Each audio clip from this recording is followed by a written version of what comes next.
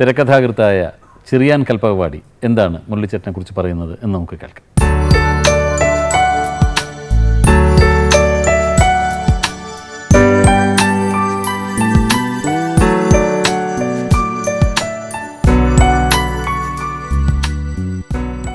സമാഗമത്തിൻ്റെ വേദിയിലേക്ക് ലാൽ സലാം.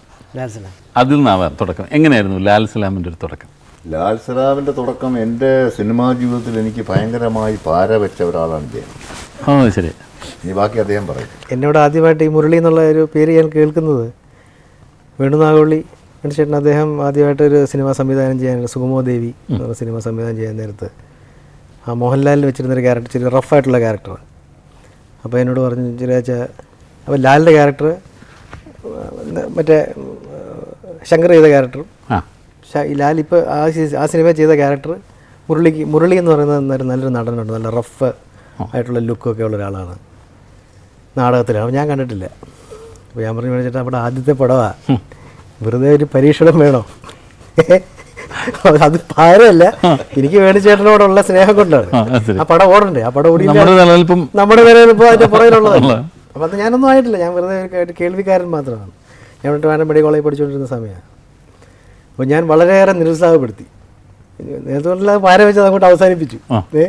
അപ്പോൾ ഞാൻ ചെയ്യുന്ന ദ്രോഹം എന്താ നമ്മളൊന്നും അറിയുന്നില്ലല്ലോ. പിന്നെ ഏതായാലും അന്ന് ചെയ്ത ആ ദ്രോഹം പിന്നെ നമ്മൾ തിരുത്തി. കാരണം അത് ലാൽ സലാമിലേക്ക് വന്നപ്പോഴത്തേക്ക് അപ്പോൾ ഈ ലാൽ സലാം കഴിഞ്ഞതോടുകൂടി എന്നെ ഒരു സഖാവായിട്ട് അമ്മ അംഗീകരിക്കുകയാണ്. പിന്നെ മരണം വരെ എന്നെ സഖാവെന്ന് വിളിക്കാറുണ്ട്. ചെറിയച്ഛൻ്റെ അമ്മ പ്രാണായാമം ചെയ്യുന്നതെന്നെ കാണിച്ചിട്ടുണ്ട്. വർഗീസ് വൈദ്യൻ, അദ്ദേഹത്തിൻ്റെ അച്ഛൻ. ഒരു തിരക്കഥാകൃത്ത് എന്ന നിലയിൽ ചോദിക്കുകയാണ്, മറ്റുള്ള നടന്മാരിൽ നിന്ന് എന്തെങ്കിലും വ്യത്യസ്തത, എന്തെങ്കിലും പ്രത്യേകത മുരളിക്ക് തോന്നിയിട്ടുണ്ടോ?